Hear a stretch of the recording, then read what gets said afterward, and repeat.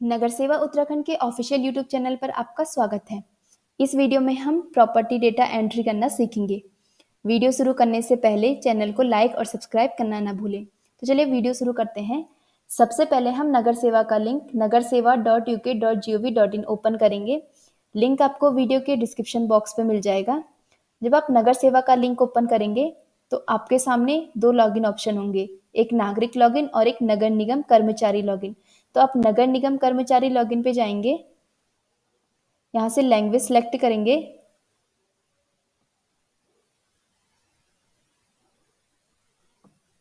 अब आपके सामने लॉगिन स्क्रीन है। यहाँ पर आप यूजर आईडी पासवर्ड एंटर करके सिटी सिलेक्ट करेंगे और फिर लॉगिन करेंगे। एप्लीकेशन का लैंडिंग पेज आपको कुछ इस प्रकार दिखेगा। अब आपको पेज के लेफ्ट हैंड साइड में प्रॉपर्टी टैक्स पे जाना है। यहाँ पे 3 ऑप्शन है। पहला है सर्च प्रॉपर्टी। सर्च प्रॉपर्टी से हम किसी पर्टिकुलर प्रॉपर्टी को सर्च कर सकते हैं। सेकंड है डेटा एंट्री। डेटा एंट्री से हम प्रॉपर्टी डेटा एंट्री करेंगे। थर्ड है property tax report. Property tax report से हम डिमांड रजिस्टर देख सकते हैं, रिसीट रजिस्टर देख सकते हैं। तो हम डेटा एंट्री पे जाएंगे। अब आपके सामने property demand assessment page open है। यहाँ पे हम स्टेप बाय स्टेप हर एक इंफॉर्मेशन फिल करेंगे। तो सबसे पहले है प्रॉपर्टी एड्रेस। इसमें जितने भी मैंडेटरी फील्ड होंगे हम फिल करेंगे। जैसे इसमें है हाउस स्लैश शॉप नंबर, तो हाउस नंबर मैंडेटरी है, हमने यहाँ पे हाउस नंबर एंटर किया। फिर बिल्डिंग कॉलोनी नेम ऑप्शनल है, स्ट्रीट नेम ऑप्शनल है, लोकेलिटी मोहल्ला मैंडेटरी है, तो यहाँ से सिलेक्ट करेंगे। पिन कोड ऑप्शनल है। एग्जिस्टिंग प्रॉपर्टी आईडी, यदि किसी प्रॉपर्टी की ऑलरेडी कोई आईडी है तो हम यहाँ पे एंटर कर सकते हैं और फिर एग्जिस्टिंग प्रॉपर्टी आईडी से भी हम प्रॉपर्टी सर्च कर सकते हैं। रो टाइप ऑप्शनल है, पुलिस स्टेशन ऑप्शनल है। तो मैंडेटरी फील्ड भरने के बाद नेक्स्ट बटन पे क्लिक करेंगे। अब है असेसमेंट इंफॉर्मेशन। इसमें सबसे पहले है प्रॉपर्टी यूजेस टाइप। जिस प्रॉपर्टी की आप एंट्री कर रहे हो उसका यूजेस टाइप क्या है। तो यहाँ पे 3 ऑप्शन है। मिक्स्ड, मिक्स्ड यानी मिश्रित। मिश्रित में जैसे हाउस कम शॉप, नीचे शॉप हो गए और ऊपर हाउस हो गया, वो मिक्स्ड में आ गया। नॉन रेजिडेंशियल गैर आवासीय और रेजिडेंशियल आवासीय। तो आप यहाँ से प्रॉपर्टी यूजेस टाइप सेलेक्ट करेंगे। फिर है प्रॉपर्टी टाइप। अब प्रॉपर्टी टाइप में क्या है, आपके पास पहला है flat slash part of building, वो कि फ्लैट है या बिल्डिंग का पार्ट है। सेकंड है इंडिपेंडेंट बिल्डिंग, स्वतंत्र घर। और थर्ड है वेकेंट लैंड यानी खाली जमीन। तो आप यहाँ से प्रॉपर्टी टाइप सेलेक्ट करेंगे। फिर है कंस्ट्रक्शन डेट, निर्माण तिथि। जब आप कंस्ट्रक्शन डेट पे क्लिक करेंगे तो कैलेंडर ओपन होगा। इस कैलेंडर से आप डेट सेलेक्ट करेंगे। अब है प्लॉट साइज। यहाँ पे आप टोटल प्लॉट साइज एंटर करेंगे। नंबर ऑफ फ्लोर, यहाँ से आप नंबर ऑफ फ्लोर सेलेक्ट करेंगे। अगर आप एक सेलेक्ट करते हैं तो एक फ्लोर की डिटेल आपको फिल करनी होगी। अगर आप नंबर ऑफ फ्लोर 2 सेलेक्ट करते हैं तो यहाँ पे आपको 2 फ्लोर की डिटेल सेलेक्ट करनी होगी। और आप देखेंगे इसमें जो पहला फ्लोर है वो बाय डिफ़ॉल्ट ग्राउंड फ्लोर होगा और सेकंड फ्लोर आप ड्रॉप डाउन से सिलेक्ट कर सकते हैं। तो अभी हम नंबर ऑफ फ्लोर 1 सेलेक्ट करेंगे और हम एक फ्लोर के लिए डिटेल भरेंगे। अब फ्लोर डिटेल में है ऑक्यूपेंसी, तो यहाँ से हम ऑक्यूपेंसी सेलेक्ट करेंगे। यहाँ पे है रेंटेड, सेल्फ ऑक्यूपाइड, अनऑक्यूपाइड। उसके बाद कंस्ट्रक्शन टाइप, इसमें है पक्का बिल्डिंग, अदर पक्का बिल्डिंग, कच्चा भवन। तो यहाँ से कंस्ट्रक्शन टाइप सेलेक्ट करेंगे। फिर है इनर डायमेंशन नोन। अगर इनर डायमेंशन पता है तो आप यस पे क्लिक करेंगे और आप यहाँ पे इनर डायमेंशन जैसे room area, balcony area, garage area, bathroom area enter करेंगे। अगर आपको इनर डायमेंशन नहीं पता तो आप नो सेलेक्ट कीजिए। अब यहाँ पे आप कवर्ड एरिया एंटर करेंगे। एनुअल वैल्यू, यहाँ पे आप वार्षिक मूल्य एंटर करेंगे। तो सारे मैंडेटरी फील्ड भरने के बाद नेक्स्ट बटन पे क्लिक करेंगे। अब है ऑनरशिप इंफॉर्मेशन। इसमें है सबसे पहले टाइप ऑफ ऑनरशिप। तो यहाँ से आप ऑनरशिप टाइप सेलेक्ट करेंगे।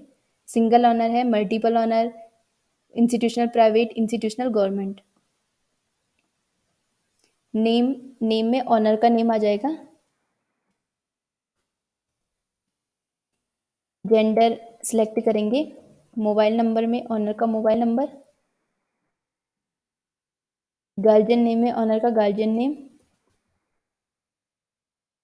फिर रिलेशनशिप सिलेक्ट करेंगे। अगर कोई स्पेशल कैटेगरी एप्लीकेबल है तो आप ड्रॉप डाउन से सिलेक्ट कर सकते हो, और अगर नहीं है तो नॉट एप्लीकेबल सिलेक्ट करेंगे। ईमेल आईडी ऑप्शनल है, यहाँ पे एड्रेस भी ऑप्शनल है, आप चाहो तो कोई एड्रेस एंटर कर सकते हो, और अगर आप same as property address check box पे क्लिक करोगे तो जो एड्रेस आपने फर्स्ट पेज में एंटर किया था वो यहाँ पे मैप होके आ जाएगा।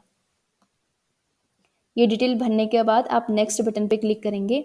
अब यहाँ पे आप डिमांड एंड कलेक्शन की जो अमाउंट है वो फिल करेंगे। तो आप देखेंगे आप यहाँ पे किसी प्रॉपर्टी के लिए ईयर वाइज डिमांड भर सकते हैं। अगर आप पेज के बॉटम में जाएंगे तो आप देखेंगे 2014-15 से करंट ईयर तक की डिमांड आप इसमें भर सकते हैं। अब आप कैसे भरेंगे? फॉर एग्जांपल इस प्रॉपर्टी की 2021 का डिमांड है 2000 रुपीज़, तो आप डिमांड में अमाउंट 2000 डालेंगे। कलेक्टेड, अगर ये कलेक्ट हो चुका है तो कलेक्टेड में कलेक्टेड अमाउंट एंटर करेंगे, और और अगर ये कलेक्टेड नहीं हुआ है तो इसको ब्लैंक रखेंगे। फिर अगर इसमें कोई स्वच्छता टैक्स है तो यहाँ पे स्वच्छता का अमाउंट एंटर करेंगे। अगर ये कलेक्टेड है तो कलेक्टेड में अमाउंट एंटर करेंगे, नहीं तो इसको ब्लैंक रखेंगे। इंटरेस्ट, यहाँ पे अगर कोई इंटरेस्ट अमाउंट है जैसे लेट पेमेंट पे पड़ता है तो वो अमाउंट हम यहाँ पे एंटर करेंगे, अगर नहीं है तो इसको ब्लैंक रखेंगे। फिर अगर इस प्रॉपर्टी में कोई रिबेट है, कोई छूट है, तो वो रिबेट की अमाउंट हम एंटर करेंगे, और जितनी भी रिबेट की अमाउंट होगी वो टोटल डिमांड से लेस हो जाएगी। फिर अगर इस प्रॉपर्टी का 1920 का टैक्स भी कलेक्ट नहीं हुआ है तो 1920 की डिमांड में आप इसको मेंशन कर सकते हो। फिर अगर इसमें कोई इंटरेस्ट स्वच्छता टैक्स है तो स्वच्छता टैक्स इंटरेस्ट अमाउंट एंटर कर सकते हो।